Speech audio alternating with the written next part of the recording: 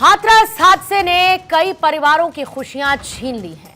मौत की भगदड़ ने ऐसा मातम बिखेरा जिससे यह परिवार शायद कई सालों तक उबर न पाए।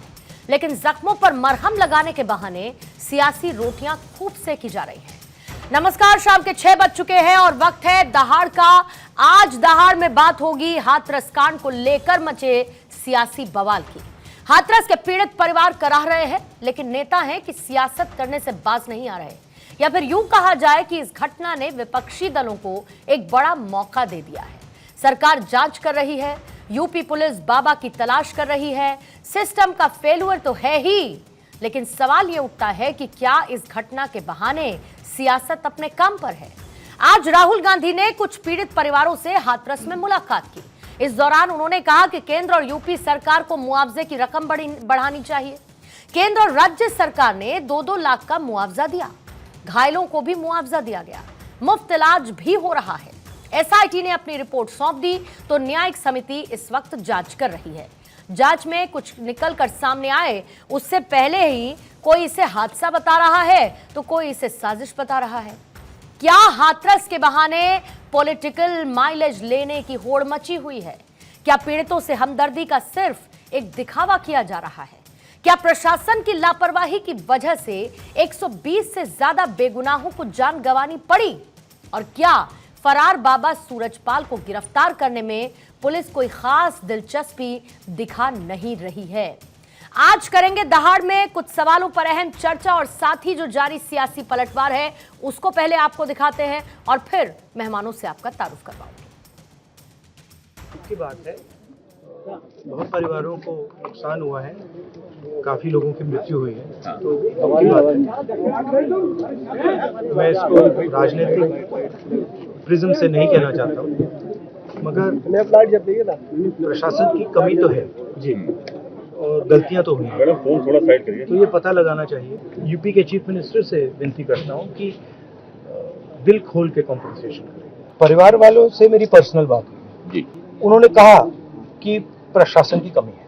उन्होंने कहा कि जो अरेंजमेंट वहां पुलिस का होना चाहिए था वो नहीं था। राहुल गांधी जी जब से नेता प्रतिपक्ष बने हैं तब से वो निरंतर भय और भ्रम की राजनीति कर रहे हैं। आज हाथरस की इस हृदय विदारक घटना पे जो राजनीति उन्होंने करने का प्रयास कर रहे हैं वो दुखद राजनीति है। तमिलनाडु में 50 से अधिक लोग जहरीली शराब से उनकी मृत्यु हो गई और उसमें अधिकांशतः एससी समुदाय से थे। आपने वहां जाना तो छोड़िए, एक शब्द भी बोला? आपके शासनकाल में कितनी घटनाएं राजस्थान में हुई, कन्हैयालाल साहू का सर तन से जुदा हो गया, आपके मुंह से एक शब्द नहीं निकला। हादसों के ऊपर राजनीति की यह दृष्टि एक प्रकार से सियासी लाभ की गिद्ध दृष्टि है। कॉन्स्पिरेसी ये हो सकती है कि सरकार उससे बचना चाहती हो, सरकार जिम्मेदारी से भागना चाहती हो, ये कॉन्स्पिरेसी तो है। जैसे ये सवाल पूछा, ये पार्ट ऑफ कॉन्स्पिरेसी है। देखिए जांच क्या चल रही है, आपके कैमरों ने बहुत अच्छी जांच की, मैं आपको धन्यवाद देता हूं। जो आपके कैमरों से तस्वीरें आई हैं, अगर उसी पे सरकार कुछ निर्णय ले ले, सरकार तो हर बात छिपाना चाहती है, आपसे बेहतर कौन जानेगा। ये सरकार चाहती ध्यान हट जाए बस। जो असली मुद्दा है, जहां प्रशासन की जिम्मेदारी थी और सरकार की जिम्मेदारी थी, तो आखिरकार क्या करो आप जाने, आप कब गए जब घटना हो गई? आपने उन्हीं जिम्मेदार अधिकारियों को पहले क्यों नहीं भेजा? इस बड़ी दुखद घटना में भी राजनीति को करने का प्रयास कर रहे हैं। राहुल गांधी जी आज जितने भी हमारे इस घटना के अंतर्गत कुछ मृतक थे उन परिवारों से जाकर के मिले हैं और जाकर के उन्होंने यहाँ पर भी शोक संवेदना व्यक्त करने की जगह वहाँ पे राजनीति को करने का प्रयास किया। हम सब लोगों ने जो धनराशि वहाँ पे पहुँचनी थी वो धनराशि भी पहुँचा दी गई है और आज देखा गया कि जो राहुल गांधी जी हैं वहाँ पे परिवारों को शोक संवेदना व्यक्त करने की जगह उनके साथ में बल्कि दुख बांटने की जगह वहाँ पर इस तरह की तस्वीरें आ रही हैं कि जो परिवार है उनके साथ में सेल्फी खिंचाते हुए फोटोज आ रही हैं। हाथरस कांड के पीड़ित शोक में डूबे हैं, अपनों को खोने के बाद सदमे में हैं, लेकिन सियासत इस पर खूब हो रही है। एक एक पहलू पर बात होगी, लेकिन सबसे पहले जिन सवालों के इर्द गिर्द आज होगी दहाड़ की चर्चा, उसमें पहला सवाल यह है कि हाथरस के बहाने पॉलिटिकल माइलेज लेने की कोशिश है क्या? मुआवजा बढ़ाने का दबाव क्या विपक्ष का सियासी दाव है? क्या वोट बैंक के लिए बाबा को नजरअंदाज किया जा रहा है? जांच पूरी होने से पहले ये आरोप प्रत्यारोप कितने जायज हैं और हादसे के 78 घंटे बाद भी आखिर बाबा की गिरफ्तारी क्यों नहीं हुई है। बीजेपी के प्रवक्ता शिवम त्यागी अब से थोड़ी ही देर बाद हमारे साथ मौजूद होंगे। कांग्रेस की प्रवक्ता प्रियंका गुप्ता इस वक्त हमारे साथ जुड़ी हुई हैं। समाजवादी पार्टी के प्रवक्ता तारिक खान साहब इस वक्त हमारे साथ हैं।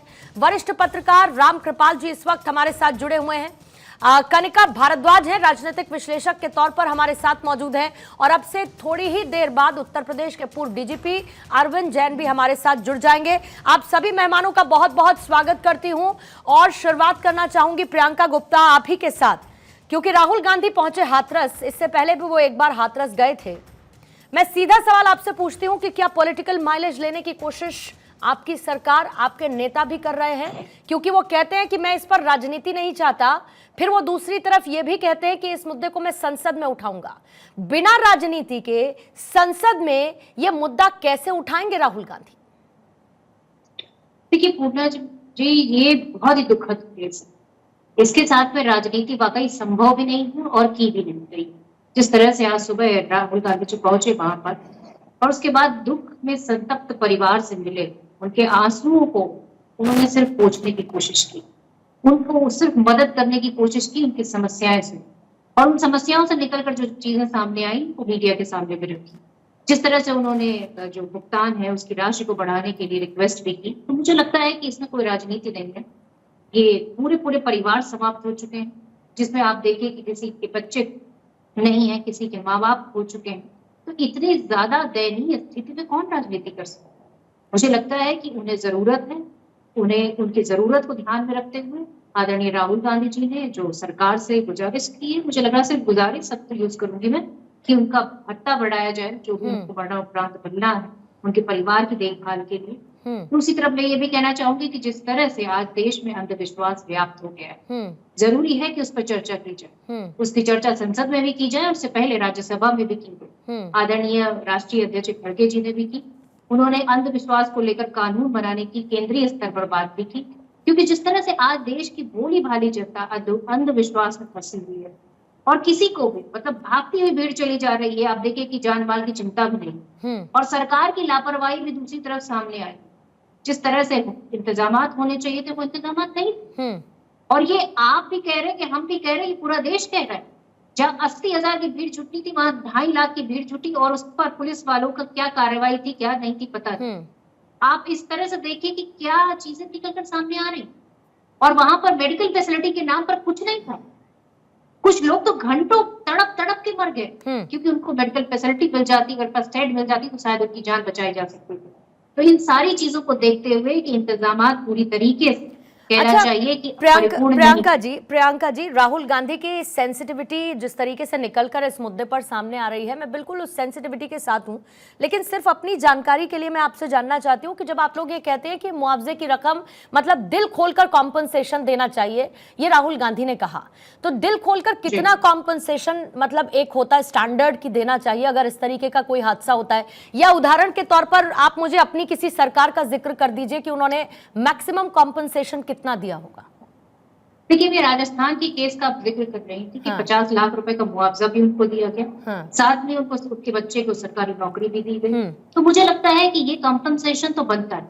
जिन्होंने अपनों को खो दिया उनकी जिम्मेदारी कौन उठाएगा? जिन बच्चों के माँ बाप नहीं रहे होंगे या जिनकी माएँ नहीं रही होंगी, उनकी पढ़ाई लिखाई, उनका भविष्य कौन देखेगा? पूरे परिवार तबाह हो चुके हैं, और मुझे नहीं लगता कि सरकार को पता नहीं है कि कितना मुआवजा पर्याप्त होता है और कितना नहीं होता। ठीक है। सरकार को इतनी समझ तो होगी, और इतनी समझ नहीं है तो मुझे लग रहा है अफसोस की बात है। ठीक है, शिवम त्यागी इस वक्त हमारे साथ जुड़ चुके हैं। शिवम, एक चीज समझना चाहती हूँ आपका स्वागत करते हुए कि कॉम्पनसेशन की बात हो रही है कि भाई आपको कॉम्पनसेशन, क्या बीजेपी को नहीं पता, सरकार को उत्तर प्रदेश की नहीं पता कि कॉम्पनसेशन कितना जरूरी होना चाहिए? क्या विपक्ष की मांग आपको नाजायज नजर आती है? दूसरा, राहुल गांधी कहते हैं कि इस मामले में कोई राजनीति नहीं होनी चाहिए, लेकिन राजनीति दोनों तरफ से हो रही है। ये कहते हुए आगे बढ़ती हूं कि राहुल गांधी अगर ये कहते हैं कि मुद्दा संसद में उठाएंगे, तो संसद में ये मुद्दा उठने के साथ इस पर राजनीति नहीं होगी, ये कैसे मुमकिन है? देखिए, मुझे लगता है कि राजनीति की जहां तक बात है, अगर वो राजनीति नहीं करना चाहते तो वो तमिलनाडु भी जाते और उत्तर प्रदेश भी आते। मैं मानता हूं कि घायलों के प्रति संवेदना सबको होनी चाहिए, चाहे वो भाजपा का विषय हो, चाहे किसी और पार्टी का, सब इस देश के ही हैं। और जाहिर है इस तरह की स्थितियां जब बनती हैं तो हर किसी का दिल दुखता है, लेकिन आपका दिल सिर्फ और सिर्फ उत्तर प्रदेश के लिए दुखता है। लेकिन जब 65 लोगों की मृत्यु हो जाती है जहरीली शराब पीकर, और उनके स्टेट में हो जाती है, जो लोग आपके इंडिया अलायंस के साथी हैं, स्टालिन के राज्य में होती है, आपकी इतनी हिम्मत और हैसियत नहीं उठी कि आप उठाकर उनको एक फोन करके ये कह दें कि भाई वहां बच्चों उनके साथ क्या हुआ, वहां लोगों के साथ क्या हुआ, वहां दलितों के साथ क्या हुआ, उनकी इतनी सी सुध ले ले।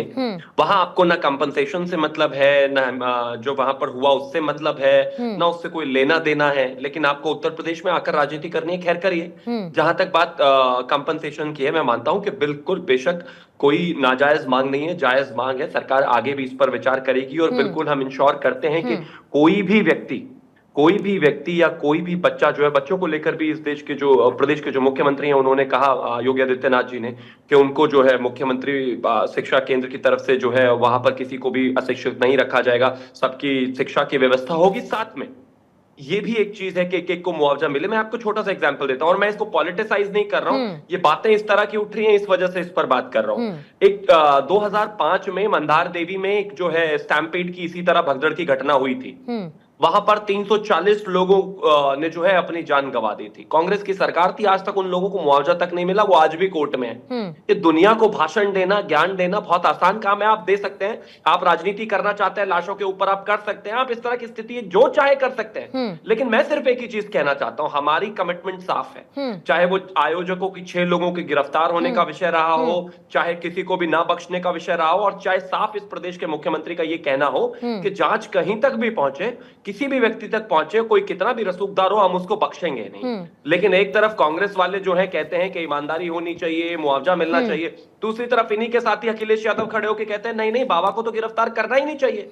रामगोपाल यादव कहते हैं बाबा की तो कोई गलती ही नहीं है, उनको क्यों गिरफ्तार करें, उनकी कोई गलती नहीं है। हम भी नहीं कह रहे हैं किसी को गिरफ्तार करिए, लेकिन भाई जांच में अगर कोई आता है तो आप पहले से जज क्यों बनकर बैठ गए हैं? इस तरह की दोहरी राजनीति मुझे लगता है खेलने की आवश्यकता नहीं है। लेकिन शिवम, अगर आप कांग्रेस की और समाजवादी पार्टी की इस दोहरी राजनीति की बात करते हैं, और जो कुछ उदाहरण देकर आपने बताया राहुल गांधी के इधर उधर विजिट करने को लेकर, तो फिर तो यह भी कहते हैं कि प्रधानमंत्री के पास मुलाकात का समय है कि खिलाड़ियों से वो T20 वर्ल्ड कप जीत कर आए तो मिल लें, हाथरस नहीं जाते। प्रधानमंत्री के पास मणिपुर जाने का समय नहीं है, लेकिन प्रधानमंत्री संदेश खाली जरूर चले जाते हैं। तो अगर इस आधार पर यह चर्चा की जाएगी तो फिर सबका सब जगह मौजूद होना और सबका सब जगह से नदारद हो जाना तो फिर हर किसी का जायज होता है ना। आवाज उठाना इस देश में मुझे लगता है इसी मीडिया ने उसको रिपोर्ट भी किया। आदरणीय प्रधानमंत्री जी ने जो है हमारे जो मुख्यमंत्री हैं उनसे बात भी की, चीजों का संज्ञान भी लिया, उसको ध्यान में भी रखा, बात करके ये भी पूछा कि क्या स्थितियां हैं क्या नहीं है। इसके अलावा अगर मैं बात करूं तो जहां स्थितियां बाकी सब राज्यों की बनी, मैं तो कह ही नहीं रहा हूं कि आपको तमिलनाडु जाने की जगह है, और मैंने कहा भी नहीं इनसे, और मैं इनसे उम्मीद भी नहीं करता कि ये बंगाल के बारे में कहीं चले जाए। वहां पर मैं नहीं उम्मीद करता कि राहुल गांधी पश्चिम बंगाल में जाकर ममता बनर्जी के राज्य में कुछ कह सकते हैं, या उनकी इतनी हिम्मत हैसियत है, मुझे पता है वो नहीं कर सकते। मैं ये भी जानता हूं कि इनकी इतनी भी हिम्मत हैसियत नहीं है कि ये तमिलनाडु जाकर उसके बारे में बात कर ले, या वहां जाकर पीड़ितों से मिल ले। वहां के पीड़ितों को तो ये पीड़ित मानते ही नहीं है, लेकिन कम से कम उसके बारे में एक बेहतर जो आपकी अंडरस्टैंडिंग है इस देश को लेकर, उसके बारे में 2 शब्द तो बोल दीजिए। तो आपके पास संवेदना के 2 शब्द नहीं है उसके बारे में। ठीक है, आप उसके बारे में बात करने से डरते हैं, और आप उसके बारे में ऐसे व्यवहार करते हैं जैसे तमिलनाडु हिंदुस्तान का हिस्सा ना हो। प्रियंका जी 30 सेकंड में आपसे इसका जवाब लूंगी और फिर बाकी मेहमानों के पास मुझे जाना है। 30 सेकंड आपको दूंगी काउंटर के लिए। प्रियंका जी। त्यागी जी से पूछना चाहती हूँ कि उत्तर प्रदेश की सरकार में 176 लोगों की मौत शराब पीने से हुई थी। कौन सा नेता आया था आपका यहाँ? नहीं आया था ना। तो हकीकत ये है कि दांत दिखाने के कुछ और खाने के कुछ और। इसी सरकार आपकी सरकार की बात कर रही हूँ, शराब पी के लगातार मौतें होती रही। चिंता उस समय भी थी, चिंता तमिलनाडु की, लेकिन समस्या ये है कि आप लोग इसको राजनीति बना रहे। हकीकत यह है कि उत्तर प्रदेश से माननीय राहुल गांधी जी सांसद हैं, और ये उनकी जिम्मेदारी बनती है कि अगर उत्तर प्रदेश का कोई मुद्दा है तो उस पे जाकर लोगों का दुख बांटने में क्या उपचुनाव भी तो है ना मैडम, 10 जगह दिक्कत ये है, उपचुनाव भी है। मैं इसीलिए बार बार मैं इन बातों का जिक्र नहीं करना चाहती, लेकिन कई बार हाथी के दांत दिखाने के और खाने के और हर किसी पार्टी के नजर आते हैं, फिर चाहे वो कोई भी पार्टी क्यों ना हो। हाँ, उसकी रैपिंग अलग हो जाती है, उसको पेश करने का तरीका, उसमें शब्दों का चयन अलग हो जाता है, लेकिन घूम फिर के इर्द गिर्द कहानी उसी के घूमती है। शुभ, आपसे जवाब लेने के लिए थोड़ा सा समय लूंगी, उससे पहले तारिक खान साहब आपके पास आते हुए। तारिक खान साहब, ये बताइए कि कोई भी हो अपने बयानों में इस बात से क्यों बच रहा है कि बाबा दोषी है, बाबा की गिरफ्तारी होनी चाहिए, बाबा का ये सत्संग था, ये आयोजन था जिसमें इतनी भीड़ इकट्ठा हुई, एफआईआर से बाबा का नाम गायब है, बाबा की गिरफ्तारी हो नहीं रही है, बाबा का वकील कहता है कि बाबा ना कहीं भागा है, वो जहां है वहीं है, बल्कि वो कर रही है जो कि पुलिस चाहती है, ये तक कह दिया वकील ने। लेकिन क्लीन चिट तो आपकी पार्टी भी बाबा को दे रही है ना, क्यों इतनी जल्दी, क्यों कुछ नहीं किया उस बाबा ने? हम ये कह रहे हैं, मेरे एक बात नहीं समझ में आती है। सरकार हमारे हिसाब से चलती है, हम जो कहेंगे वो करेंगे, हम जो कहेंगे वो करेंगे। हम कल कहें कि इसके नाम एफआईआर करो तो करेंगे। हमसे सब पूछते हैं। जब अकबर नगर पे बुलडोजर चलाया था, हमसे पूछा था फोन करके योगी ने, अरे अखिलेश भैया क्या बुलडोजर चलाए भैया? हाँ बेटा चलाओ चलाओ चलाओ, सब चलाए। किस तरीके के सवाल हैं आपके, इस पे जरा ध्यान दीजिए। सरकार को अपना काम करना है, हमसे पूछने की जरूरत नहीं है। आप हमारा इंतजार कर रहे हो, अखिलेश भैया कहेंगे तब जाएंगे उसको पकड़ने। अच्छा तो क्यों बने हो मुख्यमंत्री? इस्तीफा लिख के भेज दो राज्यपाल को, आ जाओ भाई। क्यों बने हो मुख्यमंत्री भाई? किसने आपसे कहा? आप बैठ के वहां इंतजार कर रहे हैं कि अखिलेश जी कहे थे तो सारा काम अखिलेश जी से पूछ के करते हैं क्या?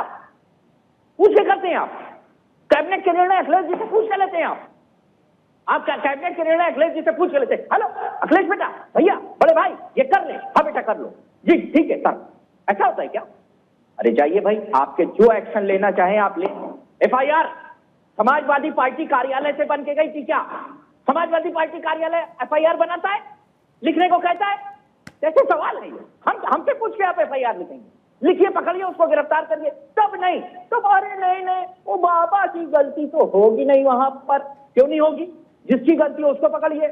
इतना आदमी मर गया और शर्म नहीं आती 15 कहानियां गिनाते हुए, ये यहाँ पर ये हादसा हुआ था, वो हादसा हुआ था। और एक बात है, आज तक हादसा हुआ हिंदुस्तान में 50 ट्रेन, 36,000 ट्रेन के हादसे लड़ गए, एक भी विपक्ष का नेता नहीं किया। देख क्यों नहीं किया? जाता है, उसकी जिम्मेदारी है, वो जाएगा।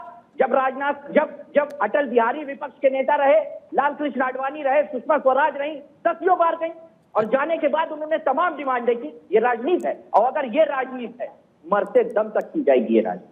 अगर पीड़ितों से मिलना राजनीति है तो यही राजनीति की जाएगी भाई। आप और बाबा को क्लीन चिट दे देना। कौन दे रहा है बाबा को क्लीन चिट दे देना?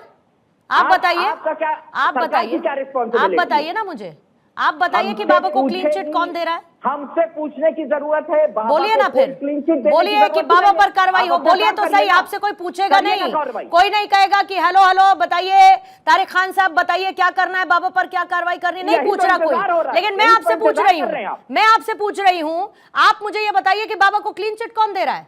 जांच हो गई क्या पूरी? जांच हो गई पूरी? किसी ने बाबा को क्लीन चिट नहीं दी, किसी ने नहीं दी।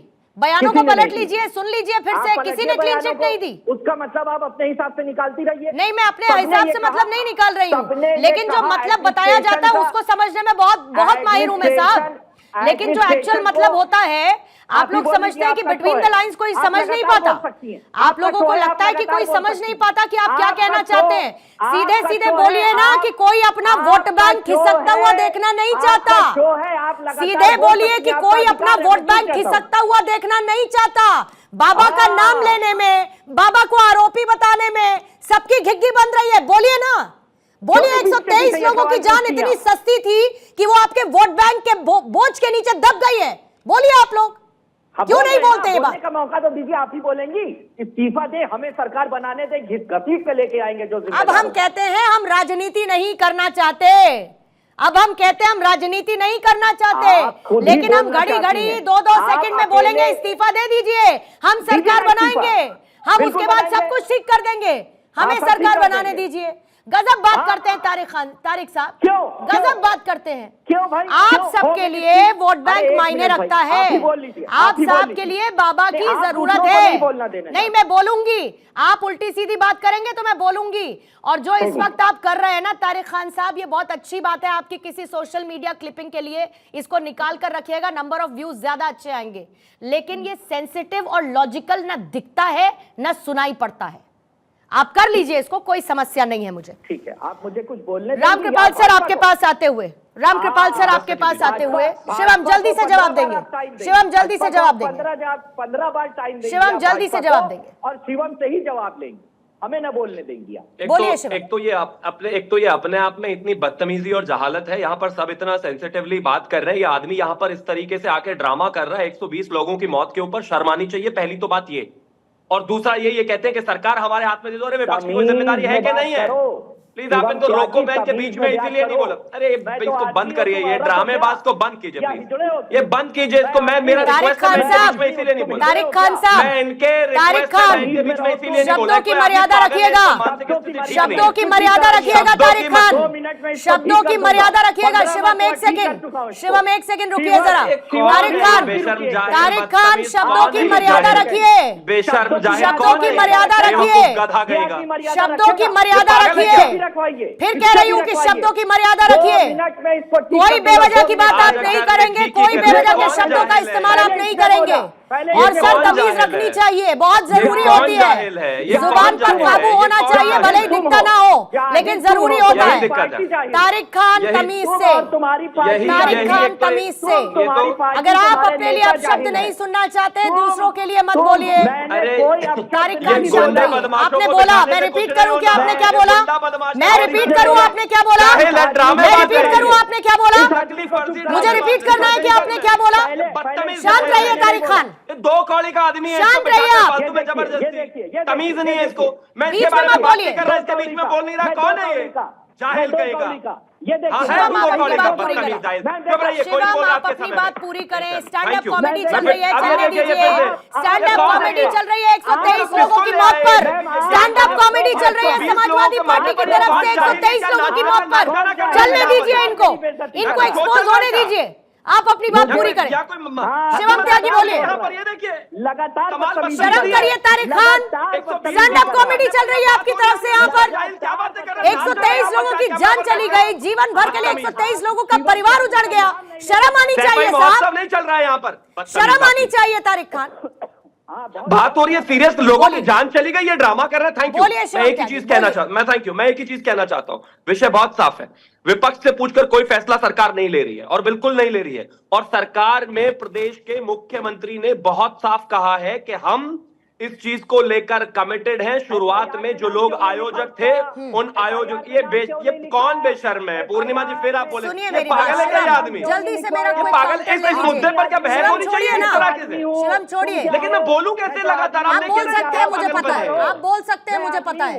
मैं कह रही हूँ आप सीधा छोड़िए, आप आयोजकों की बात करते हैं, मैं सीधा आपसे पूछती हूँ, यही है सेवादारों पर सब कुछ डाल देना, बाबा को क्लीन चिट कैसे देता है? मुझे ये बताइए।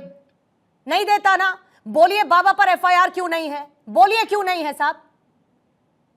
ये सवाल मुझसे है या तारिक आप ही से है, क्योंकि सरकार आपकी है, प्रशासन आपका है। क्योंकि कल बाबा पर क्यों नहीं है एफआईआर? बिल्कुल, कल भी जो है आईजी अलीगढ़ ने बैठकर सबसे पहले यही कहा कि हमारा जो सबसे पहला प्रथम दृष्टा काम था कि जिन लोगों ने वहां पर आयोजन किया, आयोजन के लिए परमिशन मांगी, परमिशन के लिए एप्लीकेशन मांगी, एप्लीकेशन के बाद पैसा इकट्ठा किया, जो फ्रंट लाइन में थे, जिन्होंने हमें एक लिस्ट बना के दी थी कि जो भी उस स्थल पर जितने भी लोग आएंगे उनकी मैनेजमेंट में कौन पार्किंग पे रहेगा, कौन बाबा के पास रहेगा, कौन आसपास रहेगा, उन 6 लोगों की तरफ से हमारे पास ये आयोजन के लिए परमिशन आई थी, परमिशन के लिए नाम आया था। हमने उसके ऊपर कार्रवाई करके 6 के 6 लोगों को पूछताछ के लिए बुलाया, और एफआईआर का दायरा बिल्कुल अभी कम नहीं है, वो आगे बढ़ेगा, और आगे बढ़कर कोई भी व्यक्ति इसमें अगर आता है तो हम उसको बख्शेंगे नहीं। अब मैं समाजवादी प्रवक्ता के ऊपर आता हूं। उन्होंने जो कहा हमसे पूछकर सरकार चल रही है, नहीं बिल्कुल नहीं, लेकिन इतने बेशर्मी नहीं होनी चाहिए कि खुलेआम एक विपक्ष का आदमी खड़ा होकर ये कहे ये तो हादसा होता रहता है।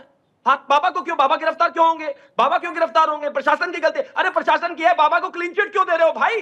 पीछे जाके खड़े हो जाओ, सीधे सीधे कमाल बात झूठ हो गई। मत बोलो, कल ऐसा मेरे- कुछ नहीं कहा प्लीज गया। आप झूठ मत प्लीज आप बोलो। इनको रोकिए ना, एक तो आदमी प्रॉब्लम झूठ ये बोल रहा है। इस ये आदमी सेंसिटिव झूठ बोल रहा विषय है। पर ये ये बेशर्म आदमी आदमी झूठ को बोल रहा क्यों है। बुला ये रहे नहीं, हैं? आदमी शिवम झूठ भैया बोल रहा है। थोड़ी देर के लिए झूठ मत ब्रेक बोलो। दे देती हूँ आपको ये भी और क्या इनको है भी। ये पागल आपको आदमी? भी और इनको भी मैं ब्रेक दे पागल देती हूँ देखिए, ताकि हमको बात को पागल नए कह रहा सिरे है। से शुरू कर मैम सके। पागल कह रहा है। तारिक खान पागल कह साहब, रहा है तारिक खान साहब अरे रुकिए। पागल कह रहे तारिक नहीं खान हो साहब तुम उसको भाई। लेकर भी मैं आपको जा रहा हूं, कंफर्मेशन दे देते मैं- हैं, आप- क्योंकि आप आंख मुझे कान पागल नाक कह रहे बंद हैं। करके तो अरे जैसे हर बाप कोई रे। बैठा हुआ है, हमको पागल पता ही कह नहीं रहा है। चल क्या रहा है, हमको पता ही नहीं आप ही किसने को क्या कह क्रेडिट है। दिया। गजब बात करते हैं सर, गजब बात करते हैं आप। आपका एक अलग लेवल ऑफ कॉमेडी चल रहा है पूरी चर्चा के दौरान। हाँ, वो उसी के लिए तो चलाते आए रहिए हैं। आप उसको, आप कॉमेडी ही चलाते करने रहिए। आए हैं। और आपको कोई उसके ग्रेस मार्क्स नहीं देगा, आप चलाते रहिए, लेकिन मिलेंगे नहीं ग्रेस मार्क्स। ठीक है, रामकृपाल मैं साहब आपके आपके पास ग्रेस आते मार्क्स हुए, के लिए नहीं आता हूं। हाँ प्लीज मत लीजिए, आपकी ठीक है। पार्टी से, आपके साहब से भी बैठा नहीं के मिलेंगे मुझको आपको, पागल कहलवा रही हैं आप। अखिलेश यादव से भी पागल- नहीं मिलेंगे। वो आदमी- और वो अखिलेश भाजपा यादव का बहुत प्रवक्ता, सभ्य आदमी दो है, कौड़ी का लेकिन प्रवक्ता आपकी पागल कह आपका रहा है। रवैया अरे देखकर चुप तो हो मैं जा कहती हूँ पता नहीं क्या क्या सीखा लाभ है आपने, इससे? ये नाच क्या गाने के सीखा लिए नहीं आपने आया तारिक यहाँ खान? पर, ये टीवी डिबेट है। रामकृपाल सर आपके ये क्या पास आते पागल हुए, बने, क्या माफी बेशर्मी है चाहूंगी हमारी? कि थोड़ा देर से आपके पास प्रबुद्ध आए लोगों हैं। का पैनल है ये, लेकिन नाच सेंस गाने ऑफ वाला कहाँ से आ अप्रोच, गया भाई? और मेरा सीधा सीधा सवाल न सिर्फ सेंस ऑफ अप्रोच पर है, बल्कि उन तमाम बयानों पर है जो सबकी तरफ से नजर आए। मैं कहती हूं कि बाबा क्यों सबको उसके नाम पर एक क्लीन चिट दी जा रही है सबकी तरफ से। प्रशासन की गलती, सरकार की गलती, आयोजकों की गलती, सेवादारों की गलती। अरे बाबा कौन है भाई? सिर्फ क्योंकि वोट बैंक है, 10 जगह उपचुनाव होना है, कोई बाबा के बारे में कुछ कहना नहीं चाहता, तो 123 जिंदगियां चली गई यूं ही, कोई बात नहीं करेगा उस बाबा के बारे में। पूर्णिमा जी, बहस की शुरुआत करते हुए आपने कुछ सवाल पूछे थे, उसमें से एक सवाल ये भी था जी, जितने भी सवाल आपने पूछे थे उन सबका जवाब हाँ है। और मैं कहूँ तो जो मुझे कहना था वो आप ऑलरेडी कह चुकी हैं। मैं आप ही की बात का पूरा समर्थन करता हूँ। जिस मुद्दे की तरफ आप उठा रही हैं बात को, जो मेन इसकी जड़ में है, इस देश में हादसे होते रहे हैं और बहुत सारे हैं, सभी दुखद हैं। कोई भी दुर्घटना, जैसे दुर्घटना कोई हो जाए तो अब जैसे ट्रेन के हादसे हैं उन पर तो एक मानवीय लापरवाही होती है, लेकिन ये जो यहाँ हाथरस का हुआ है निश्चित तौर पर बहुत ही मर्माहत करने वाला, बहुत ही पीड़ादायक है। लेकिन आपका जो सवाल था कि क्या राजनीति जो है, राजनीति नहीं कर रहा हूं, राजनीति नहीं होनी चाहिए, इससे बड़ी कोई राजनीति नहीं होती। आप समझ जाइए जी। आप ये सोचिए कि हम इस बहस कर रहे हैं और किस पर, हाथरस के हादसे पर। हम किसी भी पार्टी के हों, किसी भी विचारधारा के हों, दक्षिण हो, वाम हो, मध्यमार्गी हो, लेकिन आज मैंने देखा है कि बड़ी बड़ी पार्टियों के प्रवक्ता मुझे ताली बजाता हुआ, ये आज का शो में तो ताली बजाने की जैसी कोई चीज नहीं थी। हमें एक इंसान है, उसके बाद कुछ है। और मैं सिर्फ एक बात कह रहा हूं आपसे, जो आप कह रही थी उसका मैं थोड़ा सा, अभी जो लोकसभा के चुनाव के जो संकेत आए हैं उत्तर प्रदेश जी, उसमें एक नई बात जो आई है कि पहली बार दलित जो है वो मायावती को छोड़ करके गठबंधन की तरफ आया है। वो कांग्रेस के नाते आया हो या सपा के नाते, इस पर अभी बहुत रिसर्च की बात है, छोड़िए। अभी उसके बाद ये ताजा एक घटना ऐसी हुई है, इसलिए आप देखेंगे सब सरकार पर आरोप लगा रहा है विपक्ष, सरकार विपक्ष पर आरोप लगा रही है, लेकिन सारा का सारा जो सूत्रधार है वो बाबा, उसको लेकर के सबकी जुबान बंद है। सारे ताला लग गया है, ताला लग गया है साहब, क्योंकि बोले तो बोले कैसे, आप इससे समझ लीजिए। हाँ, कांग्रेस की प्रवक्ता, मैं उनका धन्यवाद देना चाहता हूं, हालांकि वो आडंबर पर और ये जिसको कहते हैं अंधविश्वास पर उन्होंने कहा, लेकिन वो सेकंड पैरे में था, सेकंड पैरा। मैं हमेशा ये कहता हूं कि जब तक प्रशासन की लापरवाही है, ठीक है, कि 82,000 80,000 का उन्होंने लिख के दिया था सारा सब कुछ, लेकिन अगर 2.5 लाख लोग वहां जमा हो गए और आपको खबर नहीं कि ये संख्या वो भी टूट तो रही वहां है, पर भी तो आंख बंद करके सब बैठे हुए थे। नहीं, मैं वही कह रहा था। और देखिए, मैं पिछले लोकसभा चुनाव के दौरान में एक बात कह चुका था कई चैनलों पर कि कांग्रेस तो लोकसभा का चुनाव लड़ रही है, लेकिन क्षेत्रीय पार्टियां आगामी विधानसभा की तैयारी कर रही हैं जी। और ईमानदारी से रिजल्ट भी जो आया है उसमें एक ऐसा है जिसके समीकरण जिसके इधर से उधर आने के नाते बहुत सारे रिजल्ट बदल गए हैं। तो जो हाथरस की घटना है उसमें सबसे पहले जो भी जितने भी राजनीतिक दल हैं, कुछ भी कहने के पहले उनको 2027 पहले दिखाई पड़ रहा है कि हम कैसे क्या कहें कि ताकि वोट बैंक जो यहाँ से वहां गया है कोई उसको वापस लाने की कोशिश करेगा, कोई सोचेगा इंटैक्ट रहे पूरा। और यही कारण है, ये राजनीति का सबसे गंदा चेहरा है कि जो मुख्य अभियुक्त है, मैं कह रहा हूं प्रशासन को गाली दे लीजिए, चाहे योगी को जितना भी कह लीजिए, लेकिन वो बाबा जो 1:30 बजे जैसे ही हादसा होता है वो भाग जाता है, और तमाम पॉलिटिकल बड़े बड़े नेता आज उनको डिफेंड करने आ रहे हैं और सब लोग अंधविश्वास की बात करते हैं। अंधविश्वास फैलाने वाले से लड़े बिना, यानी अंधविश्वास जो फैला रहा था वहां, जो भोले भाले लोगों को, देखिए जनता तो कम पढ़ी लिखी होती है।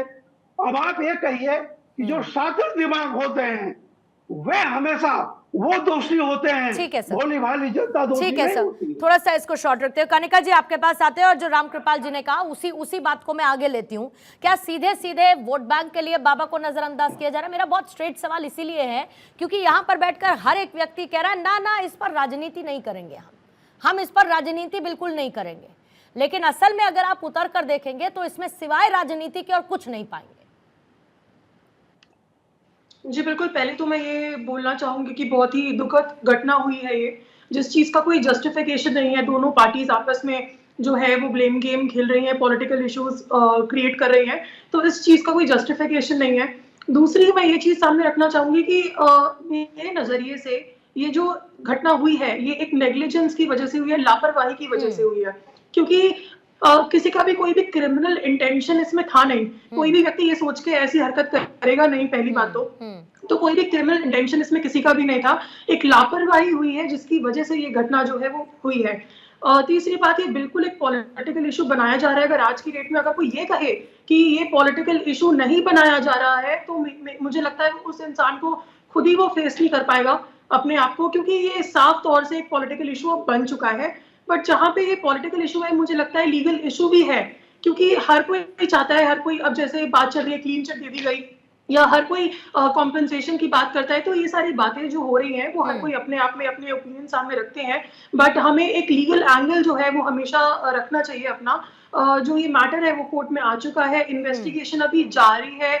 सब लोग कहते हैं कि अभी एफआईआर नहीं हुई है या बाबा भागे हुए हैं, तो एक लीगल एंगल भी है इसमें। पॉलिटिकल इशू तो है ही है, वो तो कोई डाउट ही नहीं है मैम, बट एक लीगल एंगल भी है, क्योंकि एक लॉ एंड ऑर्डर के हिसाब से ही हमें चलना पड़ेगा। हम कितना ही बोल लें कि कौन जिम्मेदार है या कौन जिम्मेदार नहीं है या क्लीन चिट है कि नहीं है, हम कितनी भी इस बारे में बात कर लें, बट जो भी प्रोसीजर है वो लॉ के हिसाब से ही चलेगा। तो मैं लीगल इशू पे भी थोड़ा सा लाइट डालना चाहती हूँ कि इन्वेस्टिगेशन अभी प्रोसेस में है।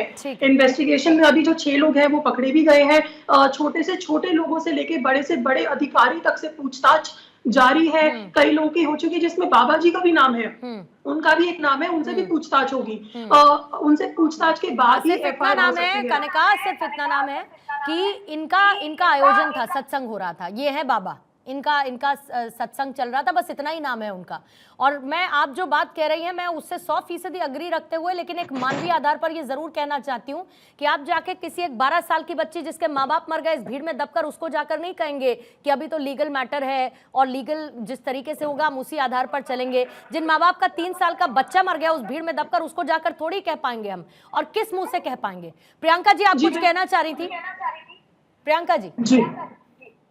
देखिए पूर्णिमा जी, जिस तरह से बाबा की बात निकल कर आ रही है, तो मैं यही कहना चाहूंगी कि उस बाबा पर ऑलरेडी 6 एफआईआर दर्ज हैं। उस बाबा पर एक मृत व्यक्ति को जिंदा करने का आरोप भी लगा हुआ है। उस बाबा पर यौन शोषण का अपराध भी दर्ज है।